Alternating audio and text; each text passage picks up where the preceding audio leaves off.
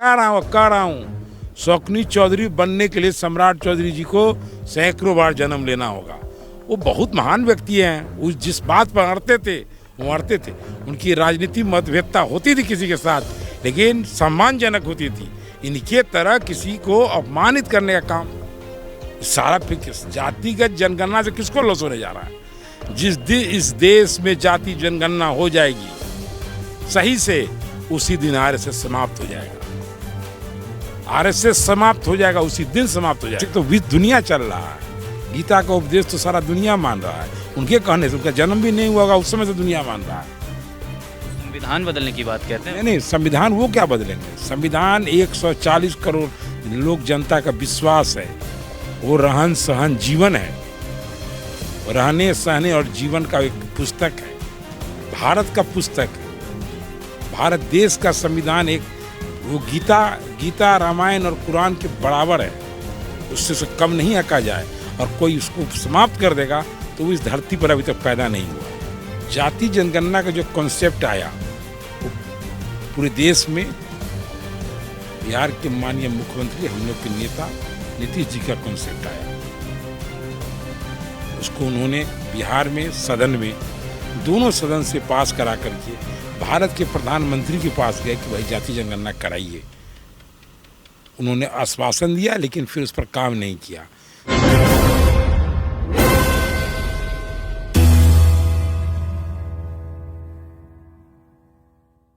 नमस्कार, मैं हूं मनीष। आप देख रहे हैं दी न्यूज़ 9X। दी न्यूज़ 9X में आप सभी का स्वागत है। इस वक्त पूरे बिहार में अगर खबरों की बात करें तो दो ही खबर चर्चे में है, एक जाति जनगणना, दूसरा बागेश्वर धाम। इस पूरे मसले पर, खासकर बागेश्वर धाम इस वक्त चर्चे में है। इस पूरे मसले पर हम बातचीत करेंगे राकेश जी से। राकेश जी पूर्णिया के जदयू के जिलाध्यक्ष हैं और राकेश जी ने समय दिया है, इसके लिए बहुत बहुत शुक्रिया और हम आपका स्वागत करते हैं। राकेश जी, ये बताइए कि जदयू अभी किस राजनीति में फंसी हुई है? जदयू बिहार के विकास की राजनीति में फंसी हुई है।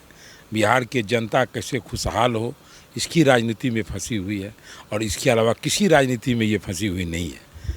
अच्छा, तो फिर बागेश्वर धाम के जो बाबा आ रहे हैं, कहा जा रहा है कि वो बीजेपी के प्रचार में आ रहे हैं। ये कहाँ तक सच है जो जदयू के लोग अंदरूनी हल्ला कर रहे हैं? बाबा बागेश्वर जी आ रहे हैं बिहार, तो ये तो जो लोग ला रहे हैं वही लोग हल्ला करेंगे कि हम लाएं। और बिहार की धरती बागेश्वर जी के नाम से नहीं जाना जाता है। बिहार की धरती सीता माता के नाम से जाना जाता है, गुरु गोविंद सिंह के नाम से जाना जाता है, बुद्ध के नाम से जाना जाता है, महावीर के नाम से जाना जाता है। और इन सभी जो देवता तुल्य हैं, देव तुल्य जो महापुरुष बिहार में हुए हैं, उन लोगों के सिद्धांत विचार के हिसाब से ये सब बाबा तो आएंगे और जाएंगे, लगा रहता है। कोई इसका महत्व बिहार में होने वाला नहीं है। अच्छा, तो राष्ट्रीय जनता दल इसका विरोध क्यों कर रही है? चूँकि अलायंस में भी आप लोगों के साथ है, महागठबंधन है, तो विरोध क्यों कर रही है? राष्ट्रीय जनता दल विरोध कहाँ कर रहा है? उनके एक नेता ने बोले हैं कि अगर बाबा अपने काम के अलावा भी कुछ बोलेंगे जिससे यहाँ का सामाजिक व्यवस्था या कानून व्यवस्था अगर खराब हो जाता है, किसी की भावना को ठेस पहुँचता है, तो फिर उसके ऊपर कार्रवाई की जाएगी उनके ऊपर। अगर बाबा आ करके किसी भी धर्म के खिलाफ, किसी व्यक्ति के खिलाफ या राजनीतिक प्रचार करेंगे तो ये तो नहीं चलेगा। वे तो कहते हैं कि गीता से देश चलेगा, संविधान से नहीं चलेगा। गीता से तो विश्व दुनिया चल रहा है। गीता का उपदेश तो सारा दुनिया मान रहा है। उनके कहने से, उनका जन्म भी नहीं हुआ होगा उस समय से दुनिया मान रहा है। तो संविधान बदलने की बात कहते हैं। नहीं, संविधान वो क्या बदलेंगे? संविधान 140 करोड़ लोक जनता का विश्वास है। वो रहन सहन जीवन है, रहने सहने और जीवन का एक पुस्तक है, भारत का पुस्तक है। वो भारत देश का संविधान एक वो गीता रामायण और कुरान के बराबर है। उससे कम नहीं आका जाए, और कोई उसको समाप्त कर देगा तो वो इस धरती पर अभी तक पैदा नहीं हुआ है। अच्छा, बात कर लेते हैं अब राकेश जी से जाति जनगणना को लेकर के, जो लगातार जेडीयू ही फंस रही है इस मसले को लेकर। जाति जनगणना को लेकर क्या कहना है? जाति जनगणना का जो कॉन्सेप्ट आया वो पूरे देश में, बिहार के माननीय मुख्यमंत्री हम लोग के नेता नीतीश जी का कॉन्सेप्ट आया। उसको उन्होंने बिहार में सदन में दोनों सदन से पास करा करके भारत के प्रधानमंत्री के पास गए कि भाई जाति जनगणना कराइए। उन्होंने आश्वासन दिया लेकिन फिर उस पर काम नहीं किया। उसके बाद इन्होंने कहा राज्य सरकार सर्वदलीय है, सभी दलों के नेता ने निर्णय लिया कि बिहार सरकार जाति कास्ट बेस्ड जो कंक्लूजन है उसको करावे। हम लोग उनके साथ हैं, सदन में और सदन के बाहर सभी लोगों ने कहा। उसके बाद इसके लिए सरकार में जो कानून में परिवर्तन करना, जो कानून लाना था, सरकार ने कानून लाया और उसको फिर जनगणना शुरू कर दिया। इसमें बैकफुट पर आने वाली बात जो लोग कह रहे हैं कि जदयू बैकफुट पर आ गया, अरे जदयू कहाँ बैकफुट पर आया? बिहार का विधानसभा बैकफुट पर आया, सारे सर्वदलीय दल के लोग बैकफुट पर आए, सभी दलों की निर्णय है। ये किसी जदयू का निर्णय नहीं है, माननीय मुख्यमंत्री जी का निर्णय नहीं है। हाँ, प्रस्ताव है, माननीय मुख्यमंत्री जी ने प्रस्ताव दिया, उसके बाद सभी दलों ने इस पर अपनी सहमति दी। उस सहमति के आधार पर कानून बना। जिस समय विधानसभा में एक कानून बना, जब प्रस्ताव पास हुआ, एक भी आदमी विरोध में नहीं था। आज जो लोग हल्ला कर रहे हैं वो लोग, कोई लोग विरोध में नहीं थे। अब वो लोग अच्छे काम में भी राजनीति कर रहे हैं। तो ये तो भाई अपना अपना सोच, राजनीति करने का कल्चर उनका बना हुआ है। हर जगह से राजनीति ही करना है और हम लोग को हर जगह राजनीति नहीं करना है। अब हम लोग राकेश जी से जान लेते हैं कि जो नीतीश जी आज से 17 साल पहले की राजनीति को जब शुरुआत की थी, उन्होंने लव कुश समीकरण को, जिसे बीजेपी अपनी ओर करना चाहती है, सम्राट चौधरी और उपेंद्र कुशवाहा को लेकर, इस पर राकेश जी क्या कहते हैं? राकेश जी, क्या लगता है सम्राट चौधरी को लेकर, क्या लव कुश बीजेपी की ओर ज़्यादा झुकाव करेगी या फिर नीतीश जी के साथ रहेगी? सबसे पहली बात, नीतीश जी के साथ पूरे बिहार की जनता है और जनता कोई फेस वैल्यू पर या उनके चेहरा पर नहीं है, उनके काम पर है। नीतीश जी काम पर भी विश्वास करते हैं और लोग को आशा और विश्वास आज भी नीतीश जी पर है। रही एक लव कुश जो एक सामाजिक बनावट है, सामाजिक व्यवस्था है, उसके तहत सही बात है कि लव कुश, कुर्मी और कोयरी का बेस नीतीश कुमार जी ने बनाया और बनाने के बाद आज उसका राजनीतिक रूप से जो सक्रियता आई है दोनों समाज में, इसका सारा श्रेय नीतीश कुमार जी को जाता है। आज उसी नीतीश कुमार जी का ही देन है कि आज उपेंद्र कुशवाहा जी हों या सम्राट चौधरी जी हों या कोई भी नेता हों, आज इन्हीं के ही संघर्ष का, इन्हीं के सामाजिक व्यवस्था का जोड़ का एक समीकरण का देन है कि आज कोई भी पार्टी सम्राट चौधरी को पूछ रहा है और उपेंद्र कुशवाहा को पूछ रहा है। लेकिन लव कुश आज भी नीतीश जी के साथ है। आज भी 4 MP कुशवाहा समाज से नीतीश जी के साथ है। कम से कम दर्जनों MLA, MLC, बोर्ड के सदस्य, अध्यक्ष आज भी बने हुए हैं कुशवाहा समाज के, वो नीतीश जी के साथ है। और नीतीश जी के काम के आधार पर कोई भी कुशवाहा समाज उनको छोड़ने को तैयार नहीं है। ये लोग घूम रहे हैं, ये लोग अपना दुकानदारी लगा रहे हैं, लगाएंगे अपना दुकानदारी हर समय। आज मंगल हटिया, कल बुध हटिया है इन लोग का। क्या गारंटी है कि सम्राट चौधरी रहेंगे 25 तक? सवाल ये है।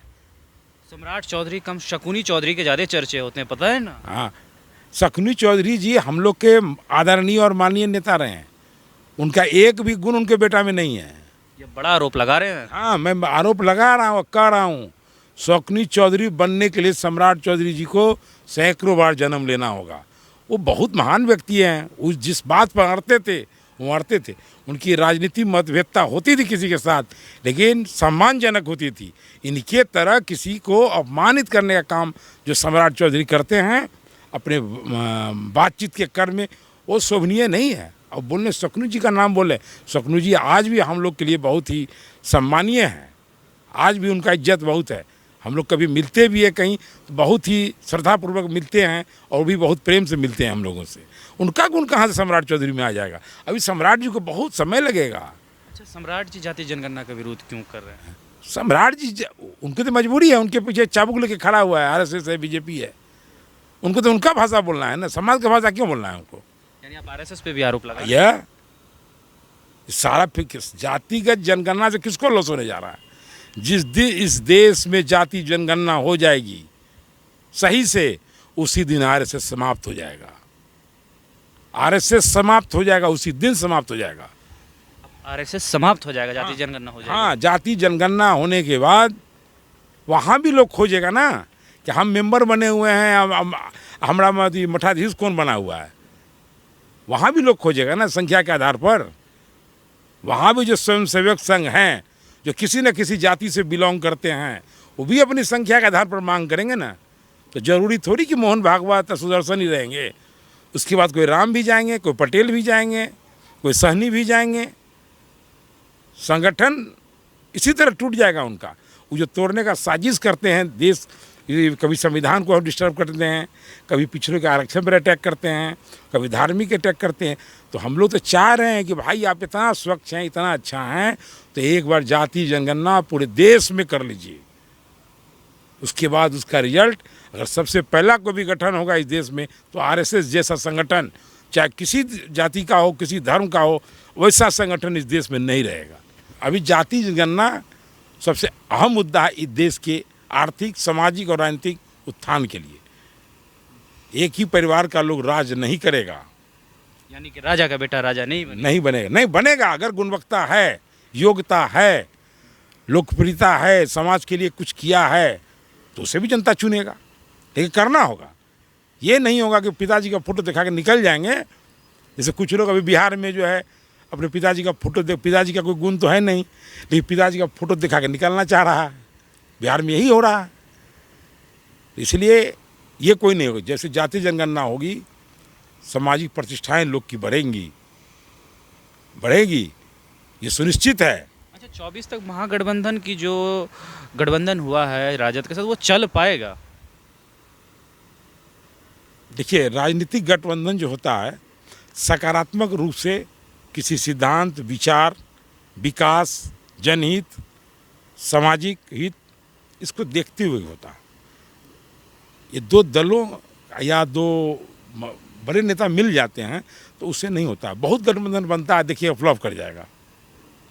बहुत गठबंधन देश में बना है जो फ्लॉप कर गया। क्यों? कि वो एक सिद्धांतिक रूप से, वैचारिक रूप से, जनहित के लिए कुछ सिस्टम नहीं डेवलप कर पाया जिसे लोग एक्सेप्ट कर ले उसे। लेकिन नीतीश जी और लालू जी का जो कांग्रेस का, कम्युनिस्ट का जो गठबंधन है, एक बात तो तय है, पहला है कि भाजपा को हटाना है। क्यों हटाना, ये भी तय है।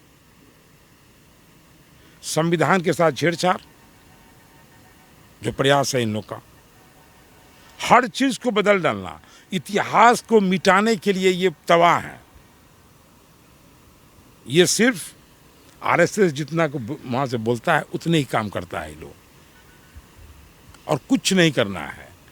हम एक बात बताते हैं, पूर्णिया के आप भी हैं, हम भी हैं, एक ऐसा योजना बतावे 9 साल में जो मोदी जी पूर्णिया को दिया हो।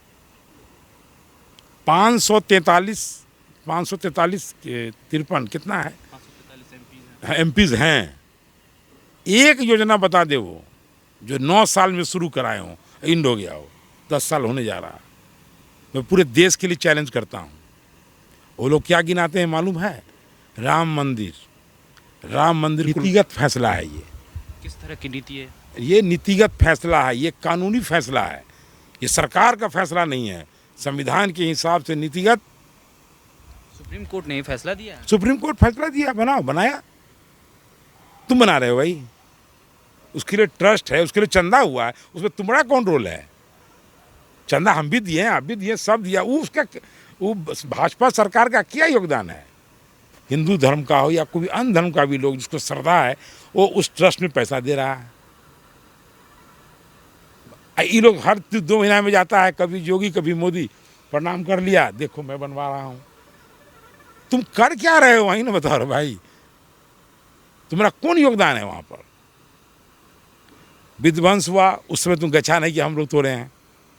बाबरी मस्जिद टूटा तो कहाँ भाजपा का लोग गछ लिया कि हम लोग तोड़े हैं? नहीं गच्छा नहीं, और नहीं हम लोग नहीं थे, झाड़ के भाग गया। कल्याण सिंह तो मुख्यमंत्री, कल्याण सिंह को भाजपा नेता के रूप में कार्रवाई नहीं हुई उनके साथ। सुप्रीम कोर्ट में ने कहा कि आपका संवैधानिक पद जो था मुख्यमंत्री, उस आपके रहते हुए घटना नहीं होनी चाहिए थी। ये कानून का उल्लंघन है। केस चल ही रहा है ऑफ डिस्पोजल का, घटना हो गई तो आप दूषित तो हुईएगा। भाजपा नेता का क्या किसी कार्रवाई नहीं हुआ उसमें? हुआ किसी का? वाजपेयी भी थे, कहा ना जेल चले गए, सब लोग थे। ये कुछ नहीं करता है ये लोग सिर्फ प्रोपगंडा है। हम खुलेआम कह रहे हैं आपसे कि ये लोग का क्या सहयोग है उस मंदिर में, पूछिए आप लोग। जब बिहार के एवज में तो बहुत कुछ आया है, गिरिराज सिंह जी इस क्षेत्र में कह रहे हैं विकास हो गया बेगूसराय में। गिरिराज सिंह जी हिंदू के बहुत बड़े ठेकेदार हैं, हिंदू के बहुत बड़े ठेकेदार हैं। उनको लगता है कि हमसे बड़ा हिंदू धरती पर कोई है ही नहीं। हम जो बोल रहे हैं उस सही रामायण का बात बोल रहे हैं। तो भैया उनको उनका भाषा उन्हीं को मुबारक हो। हम लोग उनके नाम उनका बात सुनते हैं ना, उन पर हम प्रतिक्रिया देते हैं। उनका बात सुनने वाला है ही नहीं। ग्रामीण विकास मंत्री हैं, उनको पता है अपने बारे में क्या है। वो ग्रामीण विकास मंत्री हैं, वो भी केंद्र में प्रधानमंत्री सड़क योजना के मालिक हैं वो। उनसे पूछिए कि आपके रीजन में कितना किलोमीटर रोड बना है। ग्रामीण विभाग के मंत्री हैं और बिहार के साथ वो इंसाफ नहीं कर सके। बिहार के साथ वो इंसाफ नहीं कर सके। इसके पहले रघुवंश बाबू थे, उन्होंने तो मनरेगा जैसी बड़ी योजना लाई, प्रधानमंत्री सड़क योजना में उन्होंने बिहार को बहुत आगे रखा। किसी दल में हो नहीं है दुनिया में, लेकिन जो कार्य किए हैं उसकी प्रशंसा होनी चाहिए। बहरहाल आपको हमारा इंटरव्यू कैसा लगा, आप अपनी राय हमारे कमेंट बॉक्स में ज़रूर दें। अगर आप हमारा यह वीडियो फेसबुक पे देख रहे हैं तो हमारा फेसबुक पेज लाइक करें। अगर आप हमारा यह वीडियो यूट्यूब पर देख रहे हैं तो हमारा यूट्यूब चैनल दी न्यूज़ डायरेक्ट सब्सक्राइब कर लें। शुक्रिया।